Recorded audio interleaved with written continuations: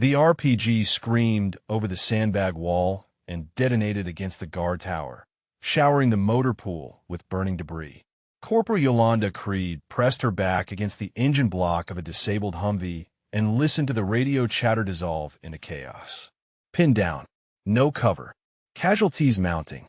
The voice on the radio belonged to Gunnery Sergeant Rourke, the same man who had told her that morning that mechanics should stay in their lane. 6 hours ago, Creed had believed him. 6 hours ago, she had still been hiding. 6 hours earlier, the sun had barely cleared the perimeter wall of forward operating base Copperhead when Creed ducked under the hood of a Humvee with a transmission problem. Anbar Province in 2007 meant dust in everything, sand grinding gears down to nothing, and vehicles that broke faster than anyone could fix them. She worked in silence, her hands moving with a precision that had nothing to do with her training as a mechanic and everything to do with the years she never talked about.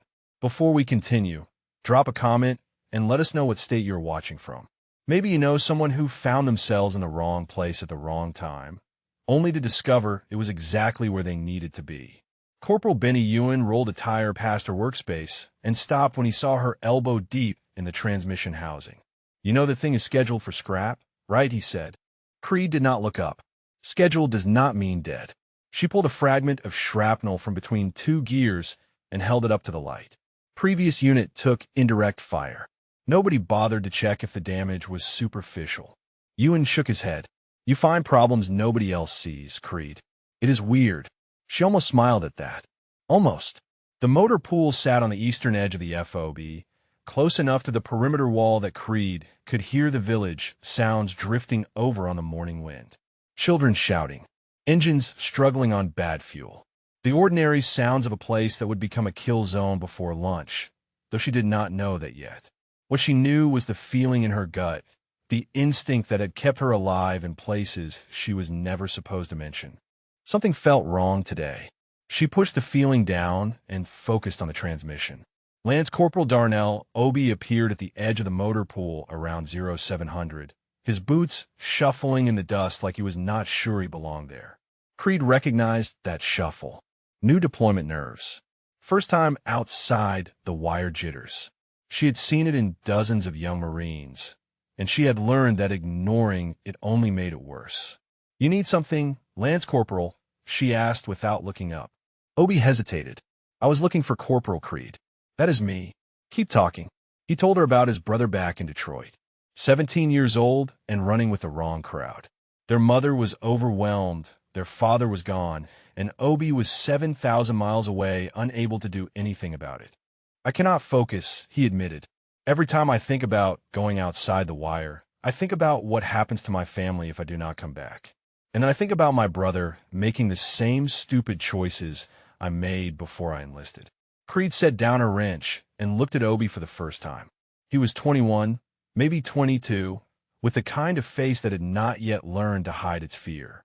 She wiped her hands on a rag and leaned against the Humvee.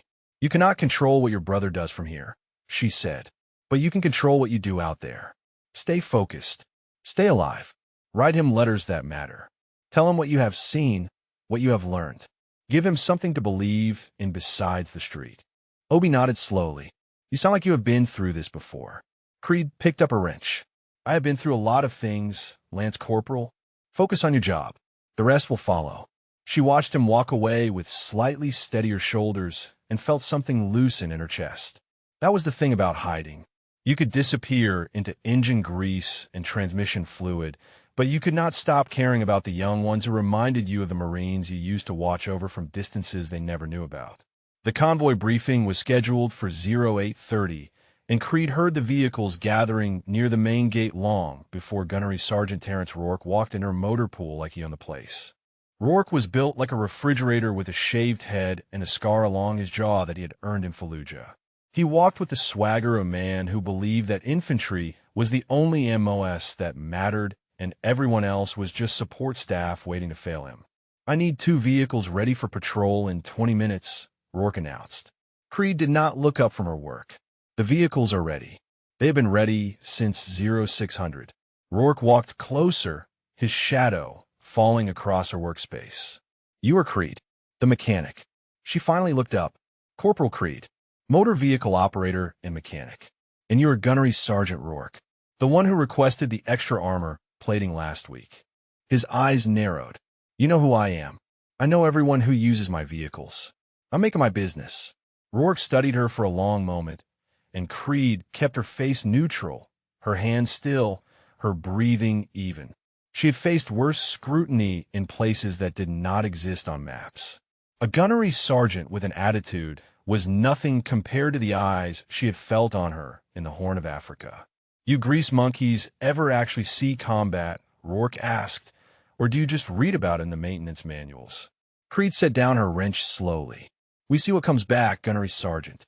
The vehicles, the damage, sometimes the blood nobody bothered to clean out. We see plenty. Ewan appeared at the edge of the motor pool, ready to intervene, but Creed gave him a subtle shake of her head. Rourke was testing her, the way infantry always tested support personnel. She had learned long ago that the best response was no response at all.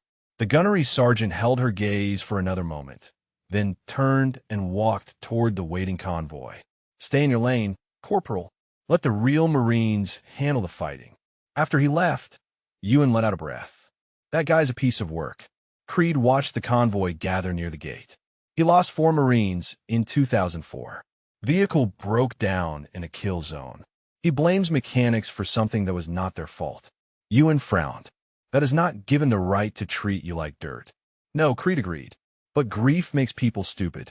And carrying anger is easier than carrying guilt. She watched Rourke climb into the lead vehicle, and something cold settled in her stomach. His patrol route was posted on the clipboard near the gate, standard procedure for coordination. Creed had glanced at it earlier, and the pattern had triggered something in her memory. A route that channeled vehicles through narrow streets. Limited sight lines. Perfect embouche terrain. She had seen this setup before, in a place she was never supposed to talk about. She could say something.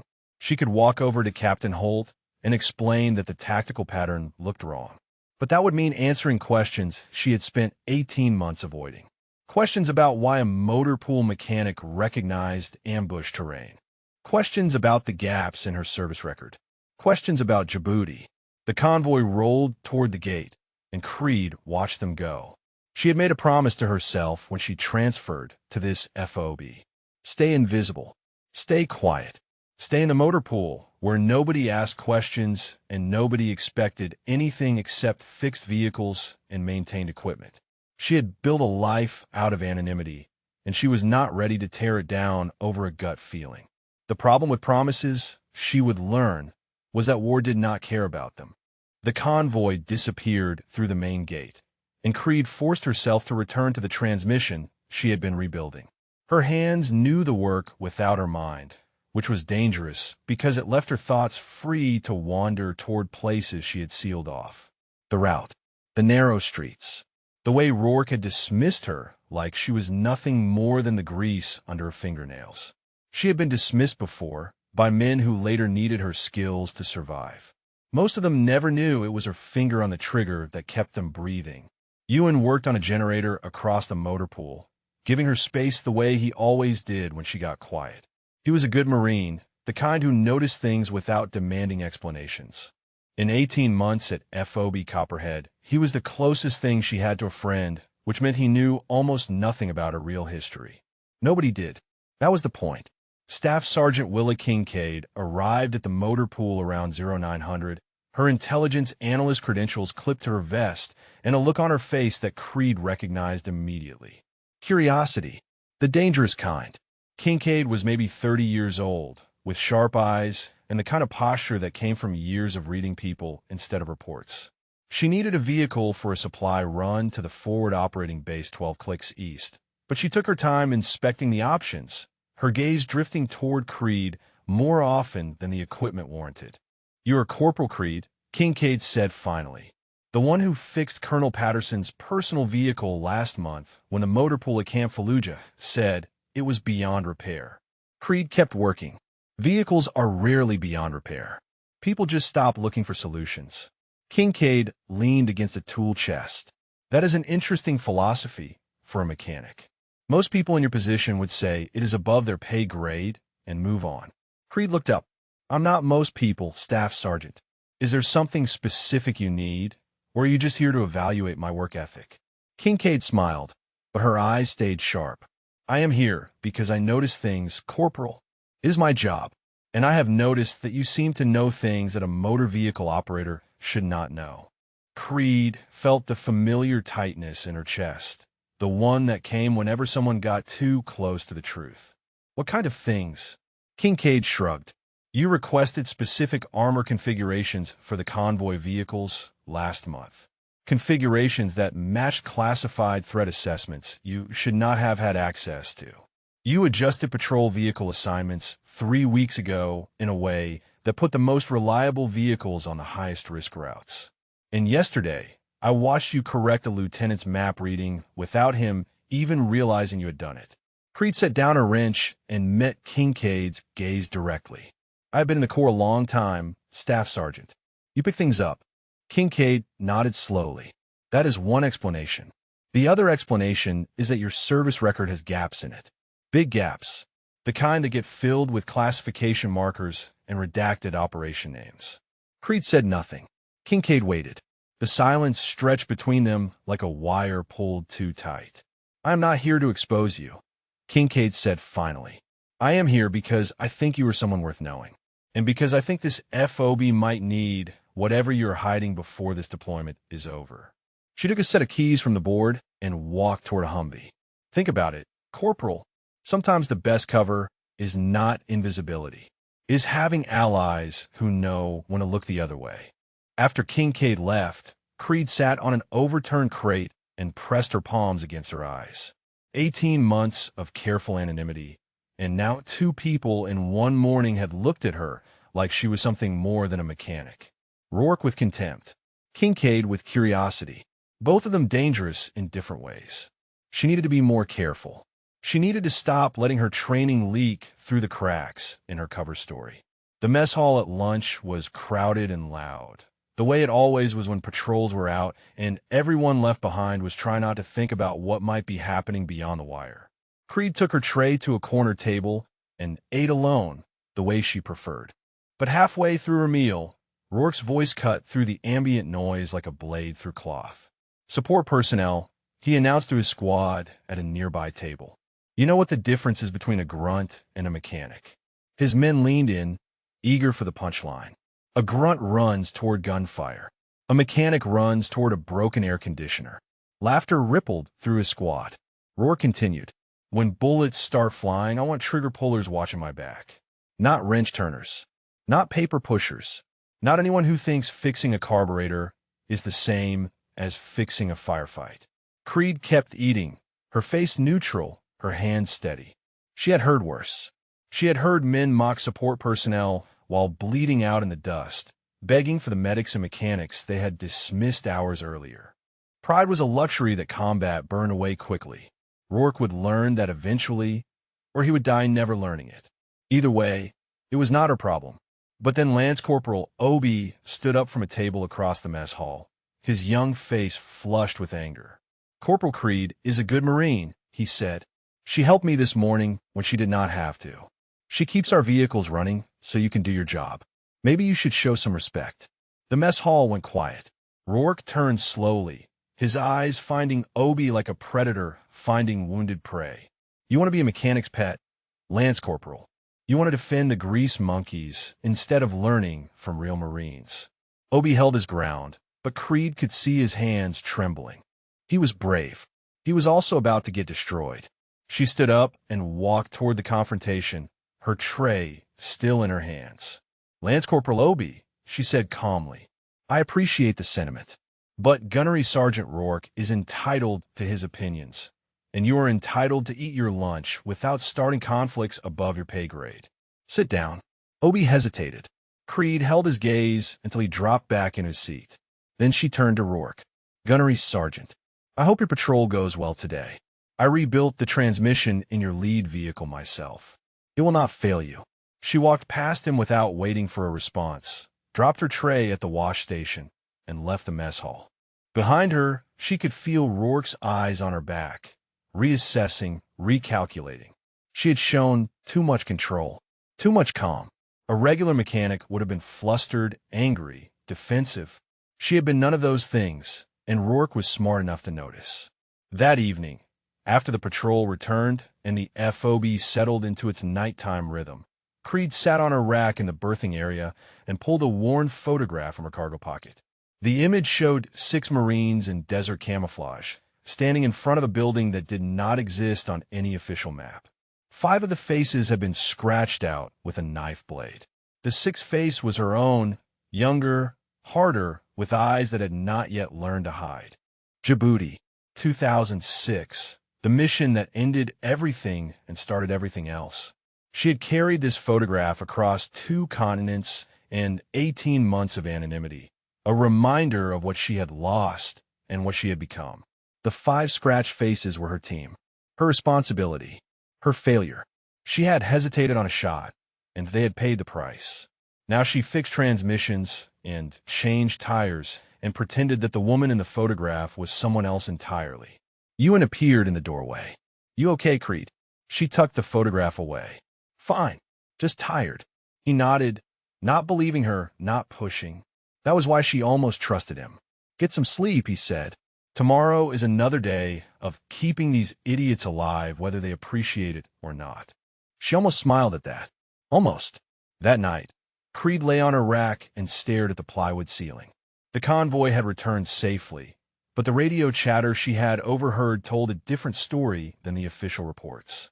Suspicious activity in the village. Possible weapons cache identified. Pattern of movement consistent with ambush preparation. She had seen these signs before, in a place she was never supposed to talk about. And she had ignored them then, too. The cost of that ignorance had followed her across 2 continents and into her dreams every single night since. Morning came with the sound of boots on gravel and the distant thump of helicopter rotors ferrying supplies from Camp Fallujah. Creed was already in the motor pool by 0530, her hands deep in the engine compartment of a vehicle that had been flagged for routine maintenance. Routine was good. Routine was safe. Routine kept her mind occupied with problems that had solutions instead of memories that had none. Captain Aldridge Holt called an all-hands briefing at 0700, which meant something had changed overnight. Creed wiped her hands and joined the gathering near the command post, standing at the back where she could observe without being observed. Holt was a fair officer, the kind who remembered names and asked questions before giving orders. He looked tired this morning, the kind of tired that came from reading intelligence reports that promised violence. "We have received updated threat assessments from Battalion," Holt announced. "Intelligence indicates increased insurgent activity in the village east of our position. Possible weapons caches. Possible coordination for a larger operation. Effective immediately, we are increasing patrol frequency and adjusting routes to gather more information." Creed felt her stomach tighten. More patrols meant more exposure. Adjusted routes meant unfamiliar terrain. Both of those things meant higher risk for the Marines who would be driving the vehicles she maintained. Gunnery Sergeant Rourke stepped forward, his face eager in a way that made Creed's skin crawl. "My squad is ready, sir. We have been wanting more action." Holt nodded. "I know you have, Gunnery Sergeant, but I need controlled aggression, not cowboys. We gather intelligence first. We act on confirmed threats second." Rourke's jaw tightened, but he nodded. "Understood, sir." After the briefing, Creed returned to the motor pool and found a requisition order waiting on her workbench. 6 additional vehicles needed for expanded patrol rotation. Full maintenance checks required by 1400. She had 8 hours to inspect 6 vehicles, which meant cutting corners or working through lunch. She chose lunch. Cutting corners got people killed. Ewan helped her work through the list, and by noon, they had cleared 4 vehicles for duty. Creed was underneath the 5th, checking the undercarriage for damage, when a shadow fell across her workspace. She slid out to find Kincaid, standing over her with a folder in her hands and an expression that Creed did not like. "I did some digging," Kincaid said quietly. "Your service record is not just incomplete. It is actively classified. Someone with serious clearance has locked down your history from 2004 to 2006. The only people who get that treatment are special operations personnel or intelligence assets. Creed stood up slowly, keeping her hands visible, keeping her breathing even. You should stop digging, Staff Sergeant. Some things are buried for good reason. Kincaid did not back down. I'm not trying to expose you, Corporal. I told you that yesterday. But I am an intelligence analyst, and when I see a puzzle, I cannot leave it unsolved. So I'm going to ask you directly, and I want you to think carefully before you answer. What were you before you were a mechanic? Creed looked at the folder in Kincaid's hands, then at the vehicles waiting for inspection, then at the perimeter wall where the guard towers stood silent against the morning sky. She thought about Djibouti. She thought about the 5 faces scratched out her photograph. She thought about the sound of gunfire and the weight of guilt and the promise she had made to herself in a hospital bed while doctors pulled shrapnel from her shoulder. I was someone who made mistakes, Creed said finally. Someone who got people killed because she hesitated when she should have acted. Now I fix vehicles and keep my head down and try not to make those mistakes again. That is all you need to know, Staff Sergeant. That is all anyone needs to know. Kincaid studied her for a long moment. Then she nodded and tucked the folder under her arm. Fair enough, Corporal. But if things go sideways on this FOB, I hope you remember that hiding is not the same as helping. She walked away, leaving Creed alone with the vehicles and the weight of a past that refused to stay buried. The afternoon brought more work and more tension. Creed finished the vehicle inspections by 13:45 and reported the fleet ready for expanded operations. Captain Holt acknowledged her report with a nod that suggested he had more important things on his mind. Rourke's squad was already gearing up for the first patrol under the new rotation, their weapons checked and their attitudes sharp with anticipation. Creed found herself near the gate as the convoy prepared to roll out, her eyes scanning the vehicles she had just inspected. Everything was mechanically sound. Everything was properly maintained. But mechanical soundness would not stop an RPG, and proper maintenance would not deflect a bullet. The Marines climbing into those vehicles were trusting their lives to her work, and that trust felt heavier today than it had in months. Lance Corporal Obi appeared at her elbow, his gear already strapped on and his rifle slung across his chest. Corporal Creed, I wanted to thank you for yesterday. In the mess hall, you did not have to step in like that. Creed shook her head. You stood up for me first, Lance Corporal. That took courage. Just make sure you save some of that courage for out there. She nodded toward the gate. Keep your head down. Stay aware of your surroundings. And if things go wrong, get behind the engine block. It is the most protected part of the vehicle. Obi frowned. That is oddly specific advice for a mechanic. Creed almost smiled. I've seen a lot of damaged vehicles come back through this motor pool, Lance Corporal. You learn things.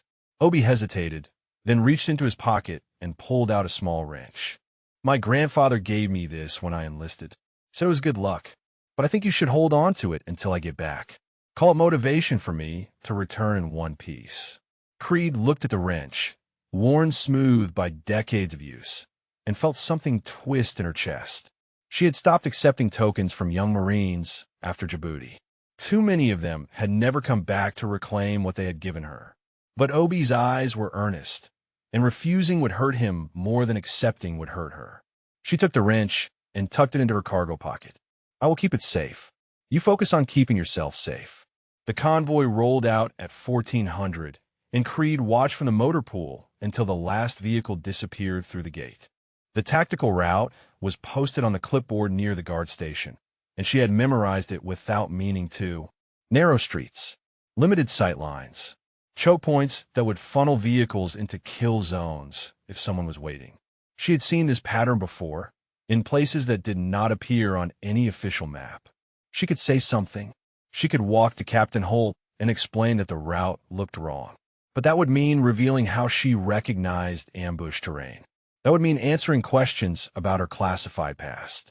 That would mean becoming visible again after 18 months of carefully constructed invisibility. Creed turned away from the gate and walked back to the motor pool. She had work to do, vehicles to maintain, a cover story to protect. She told herself that her instincts were wrong, that the intelligence officers knew more than she did, that Rourke and his Marines would be fine. She told herself a lot of things that afternoon. Most of them were lies. The convoy briefing for tomorrow was set for 0400. 12 Marines would roll out at dawn into a village that every instinct in Creed's body screamed was a trap. She had the knowledge to warn them. She had the training to explain exactly why. But using either would mean answering questions she had spent 18 months running from. By morning, she would have to choose between her secrets and their lives. Dawn came cold and gray, the kind of morning that swallowed sound and made everything feel muffled and distant. Creed had not slept. She had spent the night staring at the plywood ceiling, running tactical scenarios through her mind, calculating angles and distances and probabilities. Every calculation ended the same way. The route was wrong. The timing was wrong. The entire operation felt like a trap waiting to spring. She was in the motor pool by 0330, checking the convoy vehicles one final time, even though she had cleared them yesterday. Her hands moved through the inspections automatically while her mind wrestled with decisions that had no good answers. Tell Captain Holt and expose her past. Stay silent and hope her instincts were wrong. Both options carried costs she was not sure she could pay. The convoy briefing began at 0400 in the command post, and Creed positioned herself near the motor pool entrance where she could hear without being seen. Rourke's voice carried clearly through the morning air, confident and eager. Standard patrol formation. 3 vehicles. 12 Marines.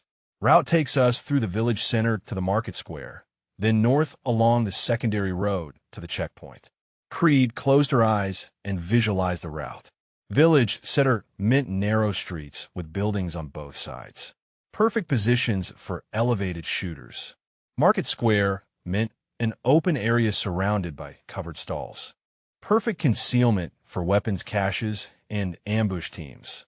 Secondary road meant a single lane with drainage ditches on either side. Perfect kill zone with no cover and no escape routes. She should say something. She should walk into that briefing and explain exactly why the route was a death trap. But the words would not come, because the words would lead to questions, and the questions would lead to answers she had buried in classified files and scratch photographs. Lance Corporal Obi found her near the vehicles as the patrol prepared to mount up. His gear was strapped tight and his rifle was clean, but his eyes carried the nervous energy of someone facing their first real test. Corporal Creed, I wanted to see you before we rolled out. She reached into her cargo pocket and touched the wrench he had given her yesterday. It was still there, smooth and worn and heavier than its size suggested. You still have my good luck charm? He asked. She nodded. I told you I would keep it safe. He smiled, young and bright, and completely unaware of the danger waiting in those narrow streets. Then I will be back to collect it. Save me some coffee. Creed watched him climb into the second vehicle and felt something crack inside her chest. He reminded her of Private First Class Damon Welch, the youngest member of her team in Djibouti. Welch had given her a coin before the mission that killed him. She still carried that coin in her other pocket, next to the photograph with the scratched faces. Tokens from young Marines who trusted her to bring them home. The convoy engines roared to life, and Creed stepped back as the vehicles rolled toward the gate. Rourke stood in the turret of the lead vehicle, scanning the perimeter with binoculars, looking every inch the combat Marine he believed himself to be. He did not look at the motor pool. He did not look at Creed. She was invisible to him, just another support person who stayed behind while real Marines went forward to fight. The gate opened, and the convoy disappeared into the gray morning light. Creed stood motionless until the sound of engines faded into silence, then turned and walked back to the motor pool. There was nothing more she could do. The decision had been made. The patrol was beyond her reach. She tried to work. She pulled maintenance logs and inventory sheets and busied her hands with tasks that required no thought. But her mind kept drifting to the village, to the narrow streets, to the market square where 12 Marines were driving into what her instinct screamed was an ambush. The minutes crawled past like hours, each one heavier than the last. Kincaid appeared at the motor pool around 0600, her face tight with concern. You heard the briefing, she said. It was not a question. Creed nodded without looking up from her paperwork. And you think the route is wrong? Another nod. Kincaid leaned against the workbench. I pulled the intelligence reports last night. There have been 3 ambushes in that village in the past 6 months. All of them follow the same pattern. Narrow streets, market square, secondary road. Someone is using that terrain like a playbook. Creed finally looked up. Then why did Battalion approve the route? Kincaid's expression darkened. Because the intelligence was classified at a level that Rourke does not have access to. And because the officers who approve the route have never walked those streets themselves. They see maps and reports. They do not see kill zones. Creed felt cold spread through her chest. You knew. You knew the route was dangerous, and you did not say anything. Kincaid met her gaze. I said something. I filed 3 separate reports flagging the risk assessment. Battalion overruled me every time. Said we needed to maintain patrol presence to gather more intelligence. The irony was not lost on Creed. Intelligence that might save lives being sacrificed to gather more intelligence. It was the kind of logic that made sense in briefing rooms and got people killed in the field. She had seen it before, in places where the gap between planning and execution was measured in body bags. The radio in the command post crackled to life at 0712. Creed heard it from the motor pool, the sudden burst of static followed by voices that carried the unmistakable edge of combat. Contact. Heavy fire. The words cut through the morning air like shrapnel. She was moving before she realized she had made a decision, her feet carrying her toward the command post where Marines were gathering around the radio. Captain Holt stood at the center, his face pale as the situation reports flooded in. Ambush in a market square. Multiple shooters in elevated positions. Lead vehicle disabled. Casualties unknown. Rourke's voice came through the radio, strained but controlled. We are pinned down in the drainage ditch east of the square. Heavy fire from 3 directions. I count at least 15 shooters, maybe more. We need immediate support. Captain Holt grabbed the handset. QRF is spinning up now. 20 minutes to your position. Hold tight, Gunnery Sergeant. Rourke's response was nearly drowned out by the sound of gunfire. 20 minutes is a long time when you have got no cover left, sir. Creed stood at the edge of the command post, her heart pounding against her ribs. 20 minutes. She knew exactly what 20 minutes meant in an ambush. 20 minutes meant wounded Marines bleeding out in the dust. 20 minutes meant ammunition running low and positions being overrun. 20 minutes meant the difference between rescue and recovery. Private First Class Tomas Escara's voice broke through the radio chatter, high and panicked. They're flanking us. East side. We have got movement in the buildings. Someone needs to suppress that position or we are done. Creed's body reacted before her mind could stop it. She turned and ran toward the motor pool, toward the weapons locker she had inventoried 100 times, toward the rifle she had noticed weeks ago and tried very hard to forget. The M40A3 sniper rifle, stored for transport to another FOB, 1 scope, limited ammunition. Ewan saw her coming and stepped into her path. Creed, what are you doing? She pushed past him without answering, her hands already working the lock on the weapons cage. Creed, talk to me. What is happening? She pulled the rifle from the rack and checked the chamber with movements that were automatic and precise. Marines are dying, she said, and I am done hiding. She was already climbing onto the shipping container before Ewan could respond. The rifle slung across her back, and 18 months of anonymity crumbling behind her with every step. The shipping container was 12 feet high and slick with morning dew. Creed climbed it like she had climbed 100 observation posts in places that did not exist on maps, her fingers finding holds that should not have been there, her body remembering movements her mind had tried to forget. The rifle on her back was heavier than the one she had carried in Djibouti, but the weight felt familiar. It felt right. She reached the top and flattened herself against the corrugated metal, scanning the horizon toward the village 800 meters east. Smoke rose from the market square in thick black columns.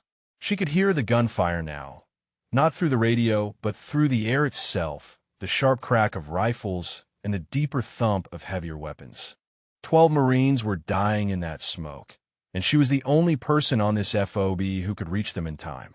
The M40A3 was a bolt-action rifle chambered in 7.62 mm, accurate to 1,000 meters in trained hands. Creed's hands had been trained by instructors whose names were classified and whose methods were not taught in any official school. She checked the scope, adjusted for windage based on the dust patterns she could see drifting across the perimeter, and calculated the elevation drop for 800 meters. The math came back to her like breathing, like blinking, like something she had never really forgotten no matter how hard she tried. She pressed her eye to the scope and found the kill zone. The drainage ditch was a shallow depression running along the eastern edge of the market square, maybe 3 feet deep and 20 meters long. 12 Marines were crammed into that ditch, some firing back at the buildings around them, others tending to wounded, all of them trapped in a position that offered no cover from elevated shooters. Creed counted the muzzle flashes in the buildings. 15 positions, maybe more. Coordinated fields of fire that turned the ditch into a shooting gallery. She found Rourke first, recognizable by his size and the way he moved along the ditch, directing fire and dragging wounded Marines to better positions. He was bleeding from somewhere on his left arm, but still fighting, still leading, still the infantry Marine he had always claimed to be. Creed felt a grudging respect for him in that moment. He was arrogant and cruel, but he was not a coward. He would die in that ditch before he abandoned his Marines. She found Obi next, huddled near the center of the ditch with his rifle clutched against his chest. He was firing, but his shots were wild, panicked, the kind of shooting that wasted ammunition and hit nothing. She could see his face through the scope, young and terrified and completely overwhelmed. He was going to die in that ditch. They were all going to die in that ditch unless someone changed the math. Creed shifted her scope to the nearest insurgent position, a window on the second floor of a building overlooking the square. The shooter there had a machine gun mounted on the sill, and he was pouring fire into the ditch with methodical precision. Every few seconds, another burst. Every few seconds, another Marine pressed deeper into the mud. He was the most dangerous target, and he was exactly 812 meters from her position. She exhaled slowly, feeling her heartbeat settle into the rhythm she had learned years ago.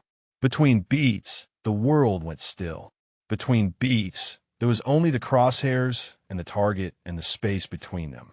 Between beats, Corporal Yolanda Creed stopped being a mechanic and became something else entirely. The rifle kicked against her shoulder, and the machine gunner collapsed over his weapon. For 3 seconds, nothing happened. The other insurgents did not understand what had occurred. Their comrade had simply fallen, and in the chaos of the firefight, one more body meant nothing. But in the drainage ditch, Rourke raised his head and looked toward the FOB. The machine gun fire had stopped. Someone had taken out the most dangerous position. Someone was providing overwatch. Creed chambered another round and found her second target. The memories came whether she wanted them or not. Djibouti, 18 months ago. A similar scope, a similar distance, a similar moment when everything depended on her trigger finger. She had hesitated then. The target had looked like a civilian, and she had waited 3 seconds too long to confirm he was carrying a radio. 3 seconds. That was all it took. 3 seconds of hesitation, and her team's position was compromised. 3 seconds, and 5 Marines died in the ambush that followed. She had not hesitated when she fought her way out. She had killed 11 men in 9 minutes, moving through the compound like a ghost made of gunfire and grief. The extraction team found her sitting beside the bodies of her teammates, her rifle empty, her hands covered in blood that was not her own. The official report called it a tactical failure. The classified addendum called it something else. Survivor. Sole survivor. The woman who lived because she finally stopped hesitating. Creed fired again, and her second target dropped. The insurgents were reacting now, trying to locate the source of the fire that was dismantling their ambush. Rounds cracked past her position, punching holes in the shipping containers below, kicking up dust from the sandbag walls. They knew someone was shooting from the FOB. They did not know exactly where. That uncertainty was keeping her alive, but it would not last. Eventually, they would triangulate her position. Eventually, they would bring heavier weapons to bear. She had 12 rounds total. She had fired 2. 10 rounds remained for 13 targets. Third shot. an insurgent with an RPG launcher, preparing to fire at the drainage ditch. He fell before he could pull the trigger, and the rocket skittered harmlessly across the rooftop where he had been standing. Fourth shot. A shooter repositioning to flank the ditch from the north. He dropped mid-stride, his rifle clattering against the stones. Fifth shot. Another machine gun position, this one on the roof of a building near the square. The gunner slumped forward, and his weapon went silent. In the ditch, the Marines were realizing what was happening. The incoming fire was diminishing. The most dangerous positions were being eliminated one by one. Rourke was shouting something into his radio, demanding to know who was providing overwatch. Creed did not answer. She did not have time for explanations. She had 7 rounds left and 10 targets still breathing. 6th shot, 7th shot, 2 more insurgents down, and now the survivors were scrambling for cover, their coordinated ambush falling apart under pressure from a sniper they could not see and could not stop. Kincaid's voice reached her from somewhere below, distant and urgent. "My God, you're not just a mechanic." Creed did not look down. She did not have time to explain what she was or what she had been. She only had time to do what she had always done best. She chambered another round and found her 8th target. The first RPG streaked toward the motor pool at 0723. Creed saw it coming, a trail of smoke cutting across the morning sky, and she rolled sideways as the rocket slammed into the container below her. The explosion buckled the metal beneath her, throwing her against the roof edge, filling her mouth with the taste of smoke and blood from her bitten tongue. She kept the rifle. She always kept the rifle. The second RPG was already in the air, and she had 4 bullets left for 4 targets who had finally figured out exactly where she was hiding. Creed threw herself off the container roof as the second RPG screamed toward her position. She hit the ground hard, rolling behind a disabled Humvee as the rocket detonated against the spot where she had been lying 3 seconds earlier. Shrapnel sang through the air above her head. The container groaned and collapsed inward, twisted metal folding like paper under the force of the blast. She tasted blood and dust and something that might have been fear, but fear was a luxury she could not afford. 4 rounds, 4 targets, and now she had lost her elevated position, which meant shooting from ground level at 800 meters with limited sight lines and insurgents who knew exactly where to aim.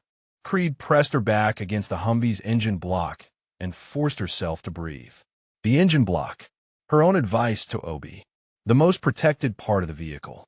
She almost laughed at the irony, but laughing required air she did not have. Kincaid appeared beside her, crouching low, her sidearm drawn and her face pale with shock. "What the hell are you doing, Creed? Who the hell are you?" Creed checked her rifle, confirmed the scope was still intact, and scanned for a new firing position.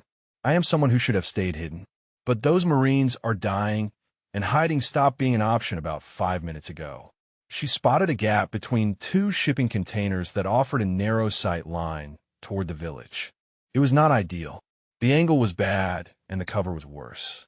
But it was the only position that might work, and she did not have time to find something better. Kincaid grabbed her arm. "Talk to me. I need to understand what I'm looking at." Creed met her gaze, and something in her expression must have communicated the urgency, because Kincaid released her grip. "You want to understand? Fine. I was MARSOC, Marine Special Operations Command, Raider Support Element, sniper qualified with over 200 confirmed engagements in theaters that do not officially exist. I left after a mission went wrong in Djibouti. 5 Marines died because I hesitated on a shot. I have been hiding in motor pools ever since. Try to pretend I was someone else." She moved toward the gap in the containers, her rifle ready. "That is who I am, Staff Sergeant. That is who I have always been. The mechanic thing was just a story I told myself so I could sleep at night." Creed wedged herself into the gap and raised the rifle. The sight line was narrow, maybe 10 degrees of visibility toward the market square. She could see 2 of the remaining insurgent positions, both of them still firing at the drainage ditch. The other 2 were hidden behind buildings, out of her line of sight. She would have to trust that the Marines in the ditch could handle those targets, once she eliminated the immediate threats. Ninth shot. The insurgent in the eastern window dropped, his rifle tumbling from the second floor to the street below. 10th shot. The shooter on the rooftop spun and collapsed, his body rolling toward the edge before catching on a low wall. 2 rounds left. 2 targets she cannot see. Rourke's voice crackled over the radio that Kincaid was monitoring. Overwatch, this is Viper 1. We have movement on our west flank. 2 shooters approaching through the alley. Can you engage?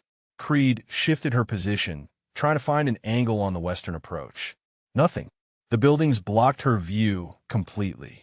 She could hear the gunfire intensifying, could hear the panic in the voices coming through the radio, but she could not see the targets that were about to overrun the ditch. Negative, Viper 1. No line of sight on western approach. You need to handle those targets yourself. There was a pause, and then Rourke's voice came back, strained but steady. Understood, Overwatch. We will manage. Just keep doing what you're doing.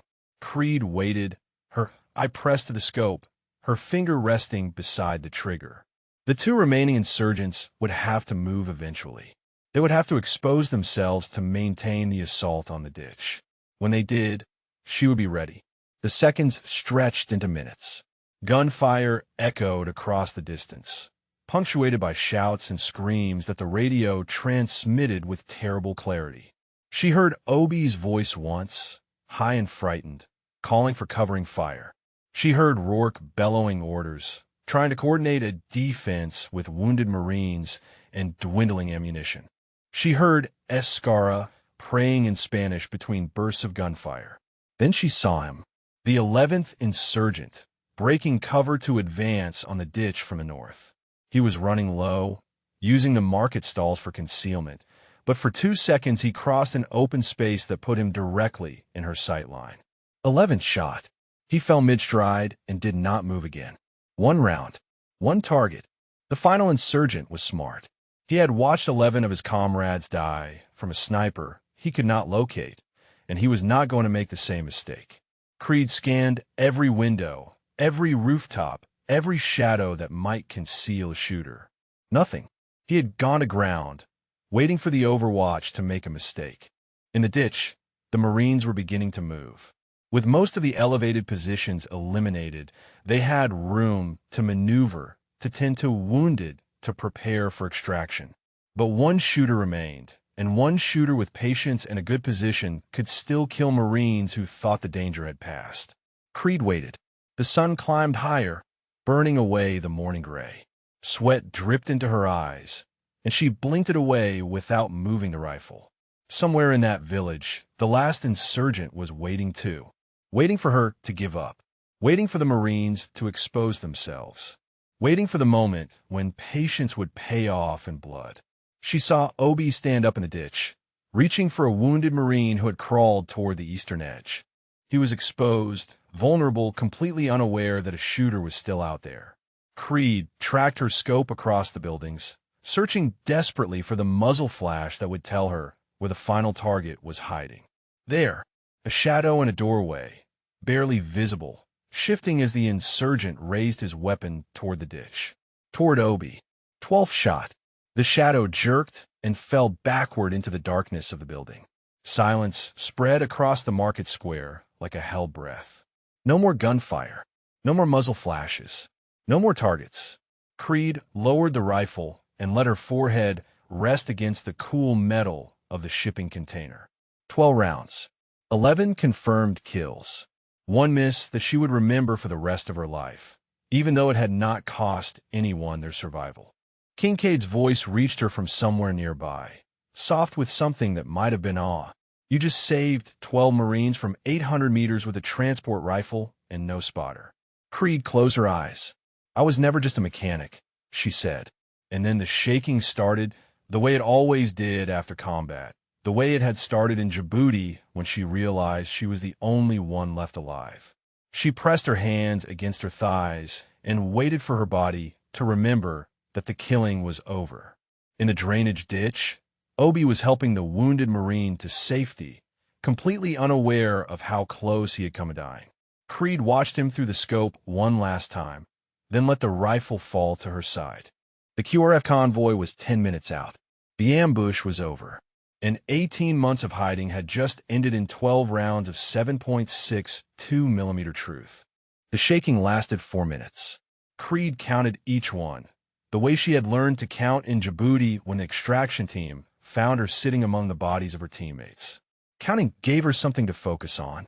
Counting kept her anchored to the present instead of drowning in the past. Kincaid stayed with her, crouched behind the Humvee, saying nothing. There was wisdom in that silence. Words would have been wrong. Words would have forced Creed to respond, to explain, to justify. The silence let her shake and breathe and slowly remember that she was still alive, that the Marines in the ditch were still alive, that the killing had actually accomplished something this time. When the shaking stopped, Creed stood up and walked toward the motor pool entrance. Her legs felt hollow, the way they always did after combat. Adrenaline debt. The body's way of reminding you that you had borrowed energy you would have to repay eventually. She had learned to function through the hollowness, to move and speak and appear normal even when everything inside her felt scraped raw. Ewan was waiting for her, his face a complicated mixture of shock and something that looked almost like pride. "Creed, what the hell just happened?" She handed him the rifle. "What happened is that I stopped hiding. Put this back in the weapons locker. I need to go meet the convoy." The QRF reached the ambush site at 0742, and the evacuation was underway by 0800. Creed watched from the motor pool as the vehicles rolled back through the gate, carrying wounded Marines and the weight of a firefight that should have been a massacre. 2 wounded, none killed. It was a miracle measured in the distance between her rifle and the market square. She did not go to meet them. Not yet. She needed time to prepare for what came next, for the questions and the scrutiny and the end of the anonymity she had built so carefully. 18 months of being invisible, and now every Marine on this FOB would know her name by nightfall. The wounded were taken to the medical station, and the rest of the patrol gathered near the command post for debriefing. Creed could see them from a distance, dusty and bloody and alive. She watched Rourke climb out of the lead vehicle, his left arm wrapped in a field dressing, his face set in an expression she could not read. He stood still for a long moment, looking toward the motor pool, looking at her. She held his gaze across the distance, neither of them moving. There was something in that look that had not been there before. Not respect, exactly. Not yet. But the absence of contempt, the absence of dismissal. He saw her now in a way he had not seen her yesterday, and whatever he was feeling, it was not simple.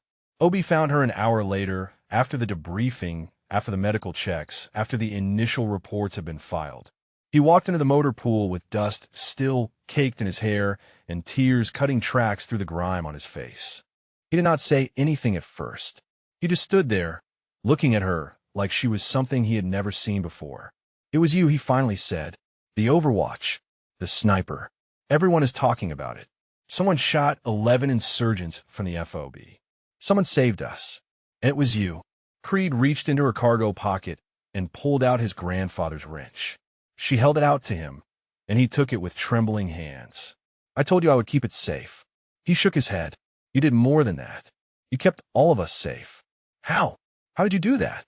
"You were a mechanic." "I was a mechanic," Creed said. "Before that, I was something else. Something I tried very hard to forget." Obi stared at her, and she could see him recalculating everything he thought he knew about her. The advice about staying near the engine block, the calm way she handled Rourke's insults, the precision in everything she did. It all made sense now, viewed through a different lens. "Why did you hide?" he asked. "Why pretend to be something you're not?" Creed looked at the wrench in his hands, worn smooth by decades of use, passed down from a grandfather who believed in luck and love and the things that kept people safe. "Because I got people killed," she said.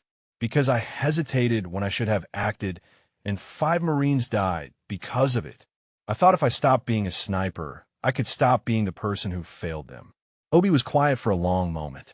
Then he stepped forward and wrapped his arms around her in a hug that caught her completely off guard. She stood rigid for a second, then let herself relax into it. She could not remember the last time anyone had hugged her. It felt strange. It felt necessary. You saved us, Obi said against her shoulder.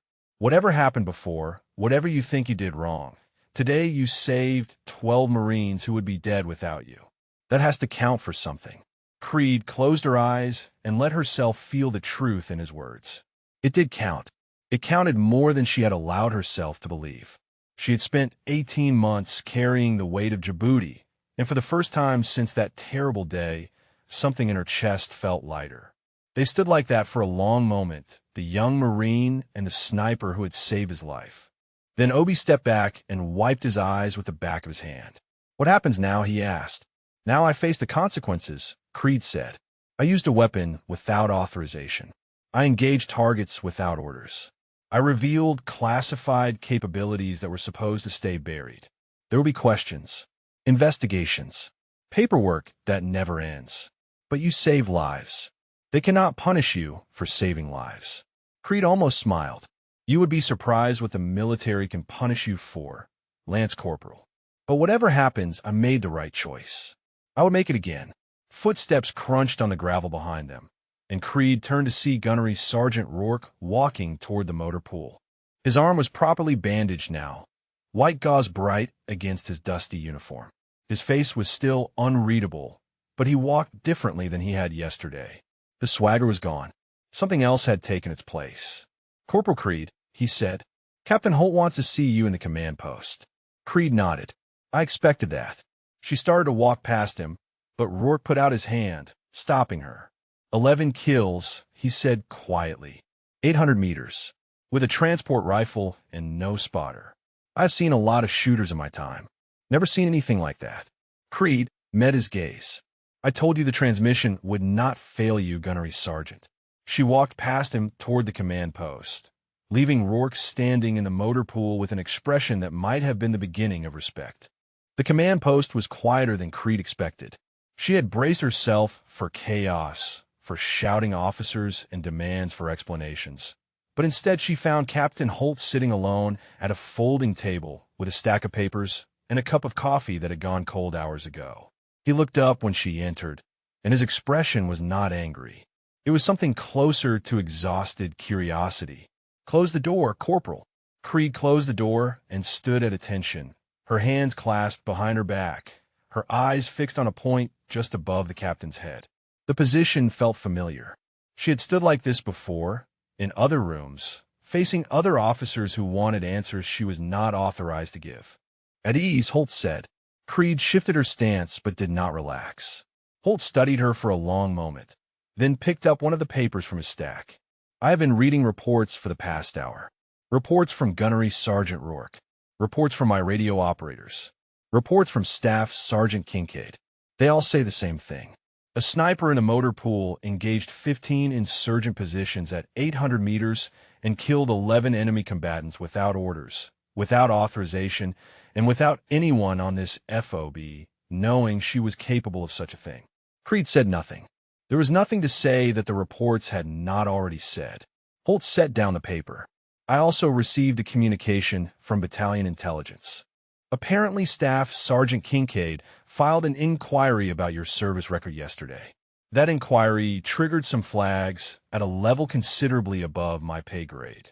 I have been informed that your file is classified, that your previous assignment is classified, and that I am not authorized to ask you certain questions about your background. He leaned back in his chair. So I'm going to ask you the questions I am authorized to ask, and I'm going to trust that you will give me honest answers. Can you do that, Corporal? Yes, sir. Holt nodded. First question. Did you have authorization to access that weapons locker? No, sir. I used my maintenance access code. The rifle was stored for transport. I took it without permission. Second question. Did you have orders to engage enemy combatants? No, sir. I acted on my own initiative. Third question. Do you regret your actions? Creed hesitated. This was the question that mattered, the one that would determine whether she was treated as a hero or a liability. She thought about Obi's face when he realized she had saved his life. She thought about the 12 Marines who were alive because she had stopped hiding. She thought about Djibouti, about the 5 faces scratched out of her photograph, about the hesitation that had cost them everything. No, sir. I do not regret my actions. I will make the same choice again. Holt nodded slowly. That is what I thought you would say. He picked up another paper, this one different from the others, older and more worn. I made some calls while you were in the motor pool. Called in some favors from people I served with years ago.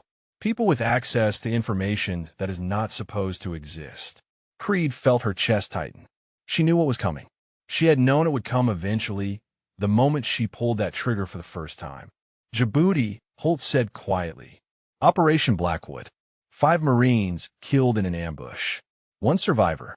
A sniper who fought her way out alone, killing 11 enemy combatants in the process. The official report called it a tactical failure. The classified addendum called it something else. He looked up at her, and his eyes held something that might have been compassion. It called you the sole survivor of a mission that should have had no survivors. It said you carried the body of your team leader 3 miles through hostile territory to the extraction point. It said you refused medical evacuation until every member of your team had been recovered. Creed felt the words land like blows, each one reopening wounds she had spent 18 months trying to close. She had never told anyone the full story. She had never spoken about carrying Sergeant First Class Damon Reeves through the darkness, his blood soaking into her uniform, his weight growing heavier with every step. She had never spoken about the sounds he made as he died in her arms, or the silence that followed. The report also said you blamed yourself, Holt continued. Said you believe your hesitation on a shot caused the ambush. Said you requested transfer to a non-combat role and disappeared into the motor pool system. Creed found her voice. That report is classified, sir. You should not have access to it. Holt smiled, but there was no humor in it. You are right. I should not. But I needed to understand who I was dealing with. I needed to understand how a mechanic could perform like a special operations sniper. He stood up and walked around the table to face her directly. Here is what I understand, Corporal. I understand that 18 months ago, you made a mistake. A small mistake, a human mistake, the kind of mistake that any sniper could make in a split second of uncertainty. And that mistake cost lives, and you have been punishing yourself for it ever since. His voice softened. But today you did not hesitate. Today, you made a choice that saved 12 Marines. Today, you proved that the woman who survived Djibouti is still in there, still capable, still worth something. The question is whether you are ready to stop hiding from her. Creed felt something break inside her chest, something that had been holding together for 18 months through sheer force of will. She blinked, and her vision blurred, and for the first time since Djibouti, she felt tears running down her face. I do not know if I am ready, she said. I do not know if I will ever be ready. Holt put a hand on her shoulder. That is an honest answer. I respect honest answers. He stepped back and returned to his seat. Here is what is going to happen. I am going to file a report saying that Corporal Creed took initiative during a crisis situation and that her actions directly saved the lives of 12 Marines. I am going to recommend you for commendation. Creed shook her head. I do not want medals, sir. I just want to stop running. Holt nodded. Then stop running. Whatever you were before, whatever you think you failed at, today you succeeded. Today you proved that hiding was a waste of someone the Corps needs. He picked up his coffee cup and grimaced at the cold contents. Battalion commander wants to meet you. Colonel Whiting. He has heard about what happened, and he wants to have a personal conversation with the mechanic who shoots like a raider. Creed wiped her eyes with the back of her hand. When? Tomorrow morning. 0800. Which gives you about 14 hours to decide who you want to be when you walk into that meeting. He looked at her with something that might have been hope. Choose wisely, Corporal. Some choices only come around once. Creed saluted and walked out of the command post into the afternoon sun. The FOB looked the same as it had this morning. The same sandbag walls and guard towers and motor pool where she had hidden for 18 months. But something had shifted. Something had changed. She had 14 hours to figure out what. Word spread through FOB Copperhead like wildfire through dry brush. By evening chow, every Marine on base knew the story. The mechanic in the motor pool. The sniper nobody knew about. 11 kills at 800 meters. Creed heard the whispers everywhere she went, felt the stares following her across the compound, watched conversations stop and restart as she passed. She had wanted invisibility. She had built her life around it. Now she was the most visible person on the FOB, and there was no going back.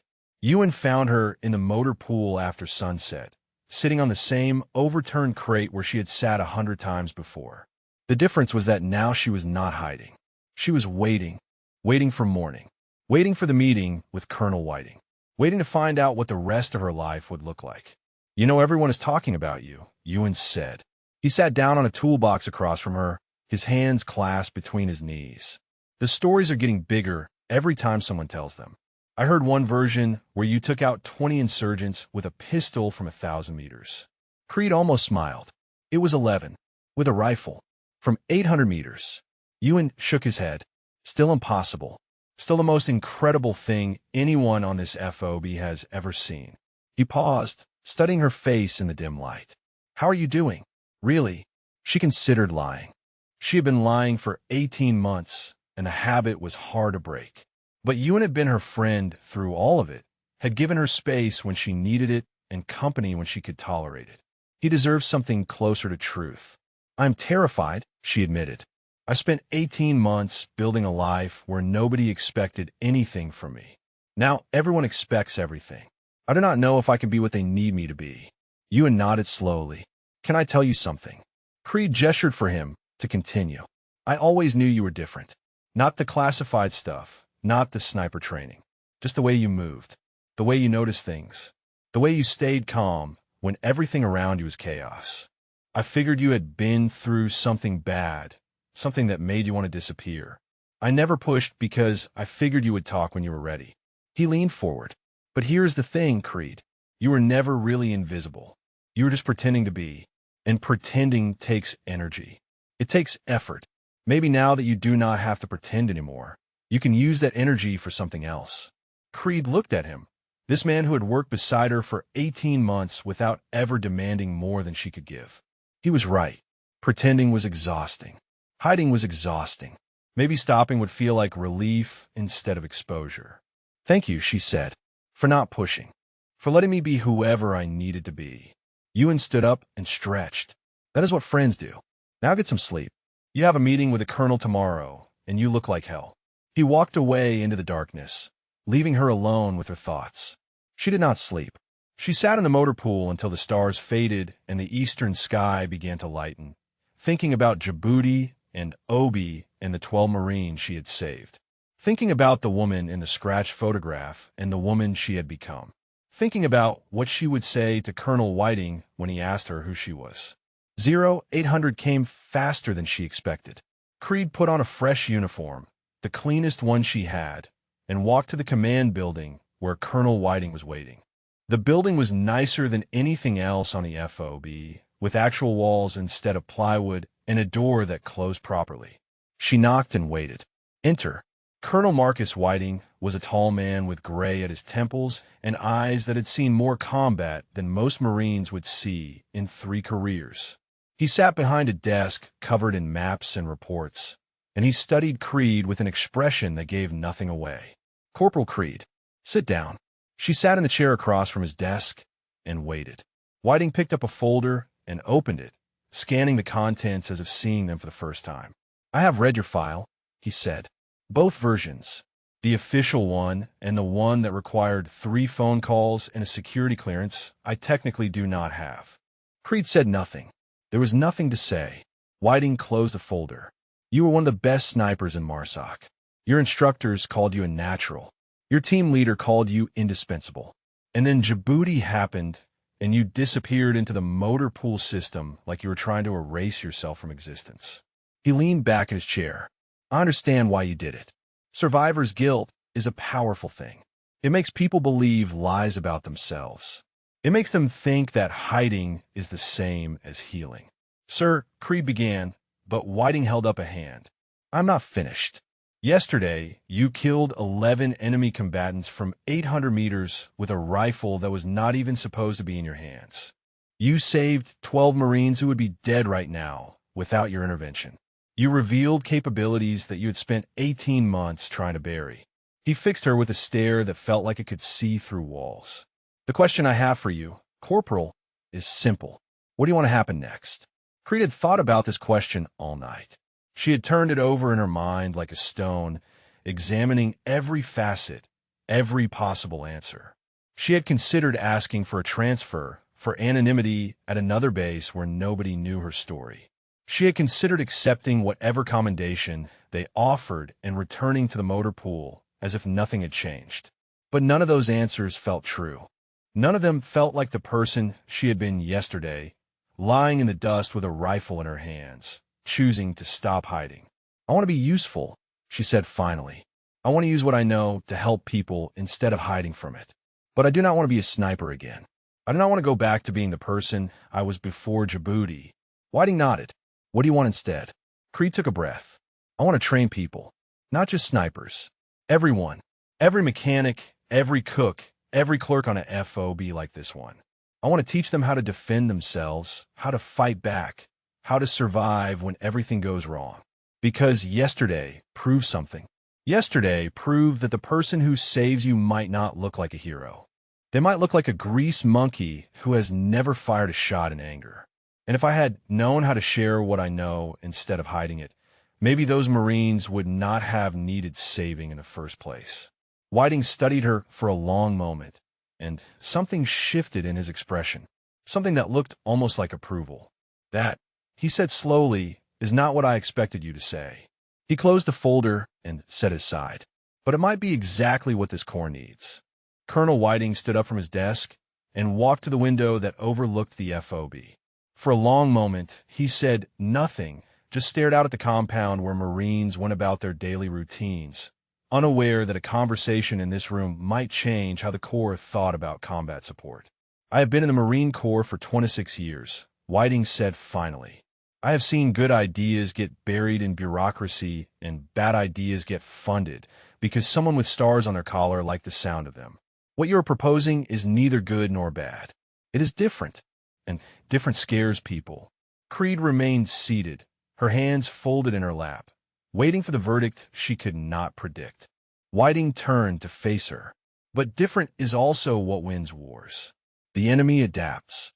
They find our weaknesses and exploit them.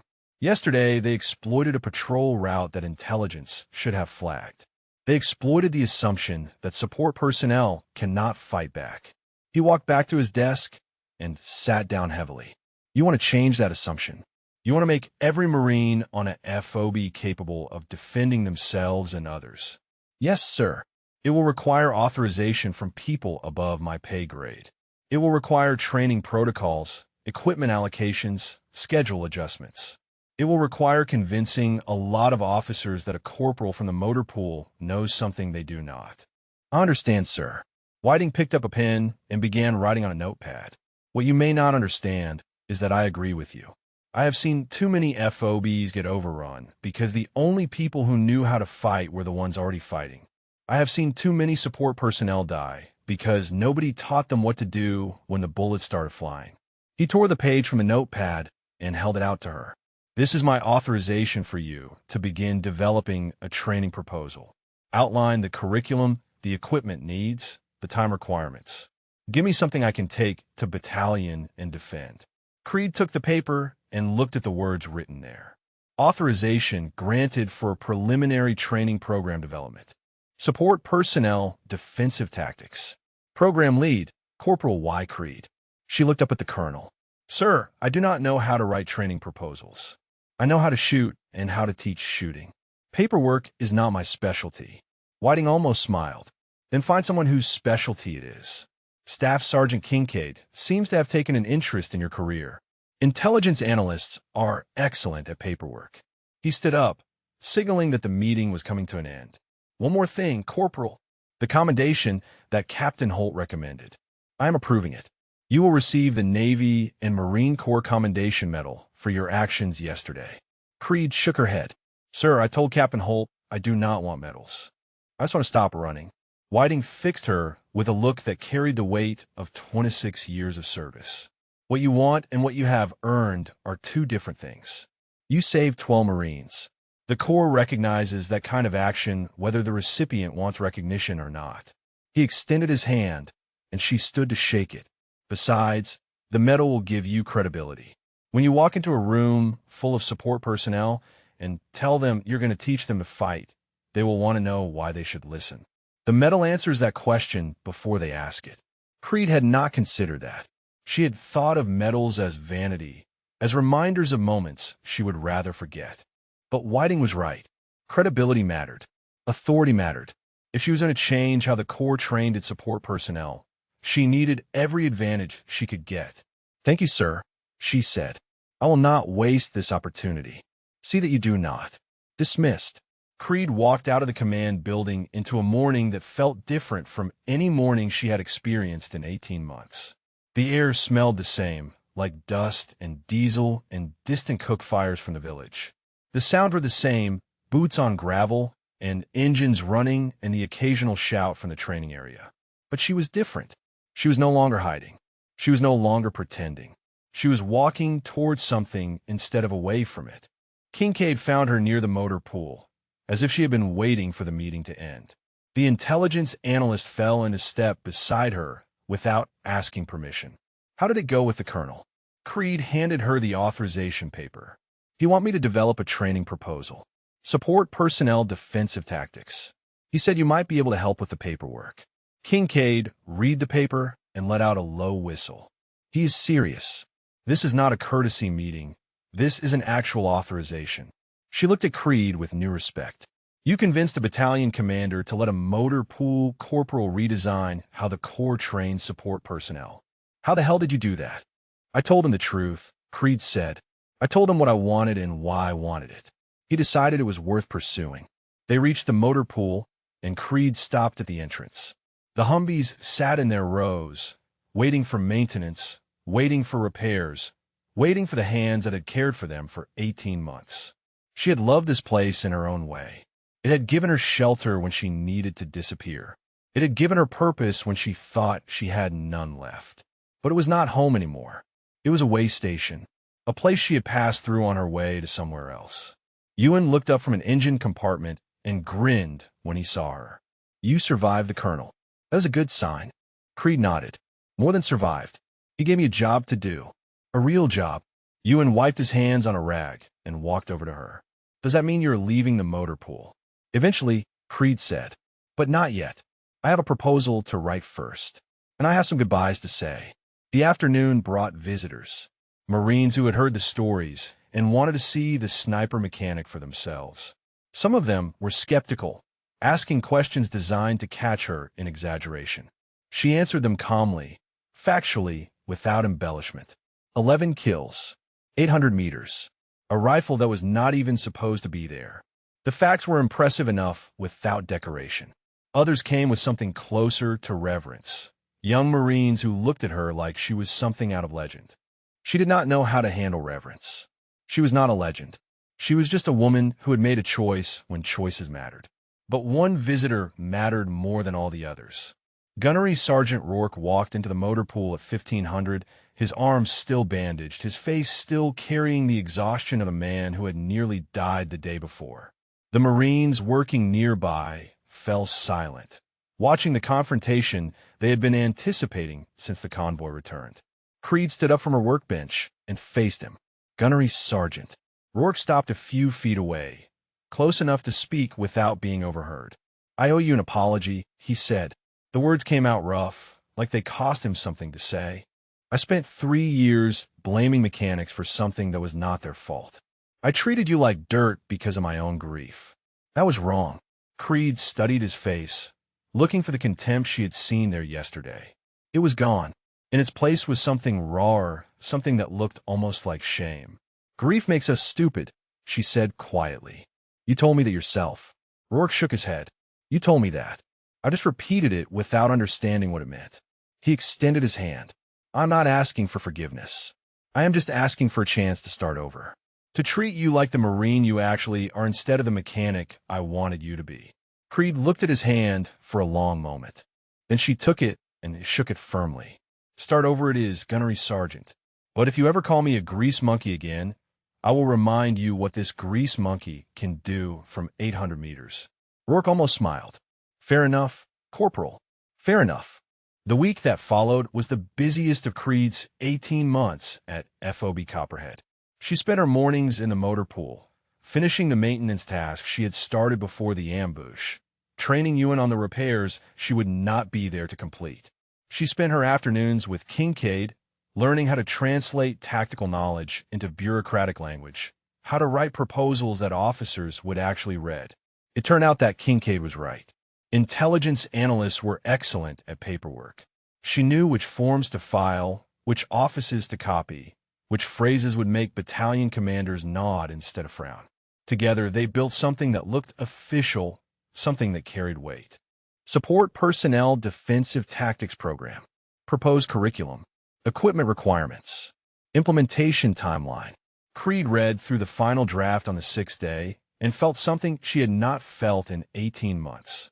Pride. Not the hollow pride of hiding successfully, but the real pride of building something that mattered. This is good work, she told Kincaid. I could not have done this without you. Kincaid shrugged. You had the knowledge. I just help you package it. Besides, this program is going to save lives. That is worth a few late nights and some creative formatting. She paused, studying Creed's face. Can I ask you something personal? Creed nodded. The photograph you carry, the one with the scratched faces. Do you still look at it? Creed reached in her cargo pocket and pulled out the worn photograph. She had not looked at it since the ambush. She had been too busy, too focused on the future to dwell on the past. But now, holding in her hands, she realized something had changed. The faces were still scratched out. The guilt was still there, a weight she would carry for the rest of her life. But it was lighter now. It was bearable. I'll look at it, Creed said. But I see it differently now. Before, I saw failure. I saw the people I could not save. Now I see the people who taught me how to save others. They died because I hesitated. But yesterday, 12 Marines lived because I did not. She tucked the photograph back into her pocket. I think they would be proud of that. I think they would want me to keep going. Kincaid nodded slowly. I think so too. The commendation ceremony was held on the 7th day, in the open area near the command post where the entire FOB could gather. Creed stood at attention while Colonel Whiting read the citation. Words like valor and initiative and extraordinary achievement that felt like they belonged to someone else. But when he pinned the medal on her chest, she did not look away. She did not deflect. She accepted it the way she had learned to accept the truth about who she was. The applause that followed was louder than she expected. She saw Ewan clapping near the front, his face bright with pride. She saw Kincaid standing off to the side, nodding with satisfaction. She saw Obi wiping his eyes, the same young Marine who had given her his grandfather's wrench and trusted her to bring him home. And she saw O'Rourke standing with his squad, clapping with the rest of them. His face was unreadable, but his hands moved with the same rhythm as everyone else's. He was acknowledging her. He was accepting her. That meant more than any medal ever could. After the ceremony, Obi found her near the motor pool. He was holding something in his hands, a small package wrapped in brown paper. I wanted to give you this, he said, before you leave for your new assignment. Creed took the package and unwrapped it carefully. Inside was a wooden frame, handmade from scraps of packing crate, holding a photograph she had never seen before. It showed her standing in the motor pool, wrench in hand, grease on her face, looking at something outside the frame with an expression of focused concentration. I took it 3 months ago, Obi said. You did not notice. You never notice when people are watching you. I kept it because I thought it captured something true about you. The way you give everything to whatever you are doing. The way you care about things other people overlook. Creed stared at the photograph, at the woman who had been hiding in plain sight, and felt tears prick at her eyes. This is beautiful, she said. Thank you. Obi shuffled his feet. I also wanted to thank you, not just for saving my life, for everything else too, for listening when I talked about my brother, for giving me advice that actually helped, for treating me like I mattered when a lot of people on this FOB did not. Creed set the photograph down carefully and pulled Obi into a hug. You do matter, she said against his shoulder. You always mattered. And your brother is lucky to have someone like you looking out for him, even from 7,000 miles away. They stood like that for a long moment, two Marines who had found something unexpected in each other. A mentor and a student. A protector and a survivor. A friendship built on trust and tested by fire. When they separated, Obi wiped his eyes again. "You're going to do great things with this training program," he said. "I know it. And when you need volunteers, I want to be first in line." Creed smiled. "I will hold you to that, Lance Corporal." That evening, she walked through the motor pool one last time. Her hands trailed over the vehicle she had maintained, the tools she had organized, the space she had made her own. Tomorrow, she would begin the transition to her new role. Tomorrow, she would start building something that could outlast her. But tonight, she allowed herself to remember the quiet mornings before anyone else was awake, the satisfaction of solving mechanical puzzles, the peace of being invisible in a world that demanded visibility. Ewan found her sitting on the overturned crate, watching the stars appear one by one. "Last night, in the motor pool," he said. "How does it feel?" Creed considered the question. "It feels like finishing a chapter," she said. "Not an ending, just a transition. The story keeps going. It just goes somewhere different." Ewan sat down beside her.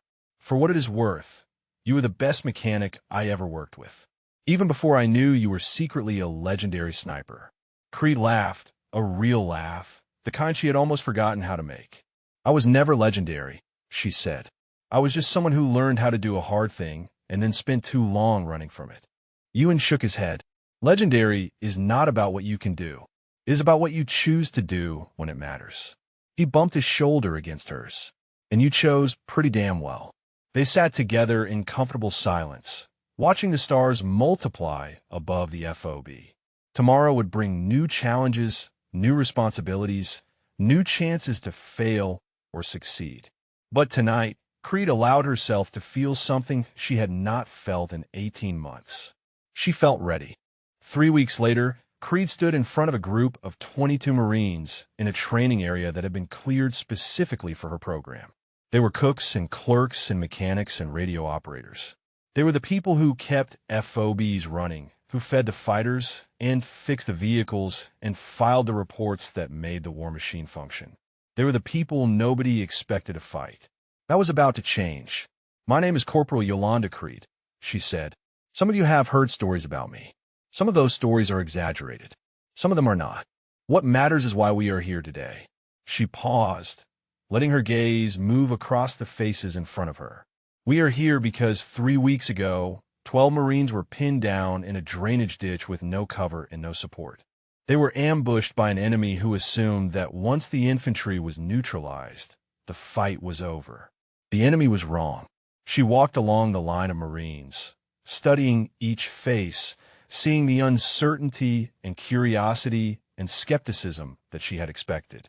"I was a mechanic in the motor pool when that ambush happened. I had spent 18 months changing tires and rebuilding transmissions and pretending I was not capable of anything else. But when those Marines needed help, I stopped pretending. I picked up a rifle and I did what needed to be done." Creed stopped at the end of the line and turned to face the group. 11 enemy combatants. 800 meters. A rifle that was not even supposed to be in my hands. I did not do it because I'm special. I did it because I had training that most support personnel never receive. Training that could have saved lives long before I pulled that trigger, if anyone had thought to share it. She walked back to the center of the group. "That is why we are here. Not to turn you into infantry. Not to make you into snipers or raiders or anything you are not. We are here to give you the tools to survive when everything goes wrong. To fight back when fighting back is your only option. To be more than victims waiting for rescue." The training began with basics. Firing positions, sight alignment, breath control. Creed moved among the Marines, correcting grips and adjusting stances, speaking in a voice that carried calm authority. She remembered her own instructors, the men and women who had shaped her into a weapon in classrooms that did not officially exist. She tried to channel their patience, their precision, their absolute commitment to excellence. By midday, the skepticism had faded. The Marines were focused, engaged, hungry for knowledge they had never known they needed. Creed watched them work through drills and felt something warm spread through her chest. This was what she was meant to do. Not hiding in motor pools. Not disappearing into anonymity. Teaching. building, giving others the tools to save themselves. Obi was there, as he had promised. He had volunteered for the first training cohort before the program was even approved, and he attacked every drill with the intensity of someone who understood exactly why it mattered. Creed watched him help a struggling cook with her firing stance, patient and encouraging, and she saw the mentor he would become someday. Kincaid observed from the edge of the training area, taking notes for the after-action report that would determine whether the program expanded or died. She caught Creed's eye and nodded, a small gesture of approval that meant more than any official endorsement. Even Rourke appeared, watching from a distance with his arms crossed over his chest. He did not participate. He did not need to, but his presence sent a message to everyone who noticed. The infantry was watching. The infantry was taking this seriously. The infantry respected what was happening here.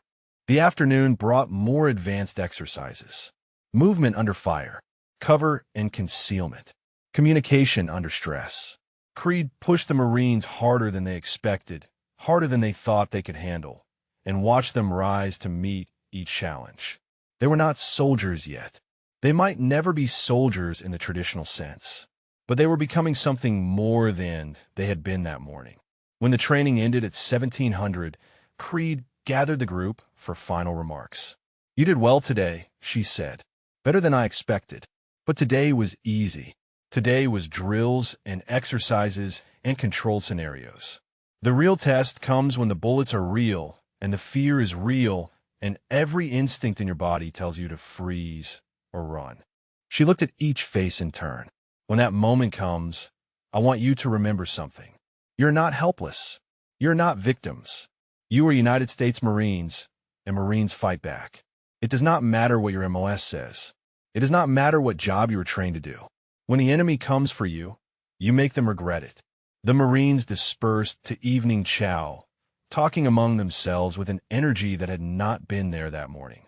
Creed stayed behind, collecting the training materials, organizing the equipment for tomorrow's session. The work felt good. The work felt right. Ewan found her as the sun began to set, casting long shadows across the training area. He was still assigned to the motor pool, but he had made a habit of checking on her at the end of each day. "Heard the first session went well," he said. "Obi will not stop talking about it." Creed smiled. "He's a good kid. He is going to be a good Marine." "He already is a good Marine," Ewan said. "You helped make him that way." He paused, watching her organize the last of the equipment. "How does it feel? Teaching instead of hiding?" Creed considered the question. "It feels like being awake," she said finally. "Like I spent 18 months sleeping and now I am finally conscious again."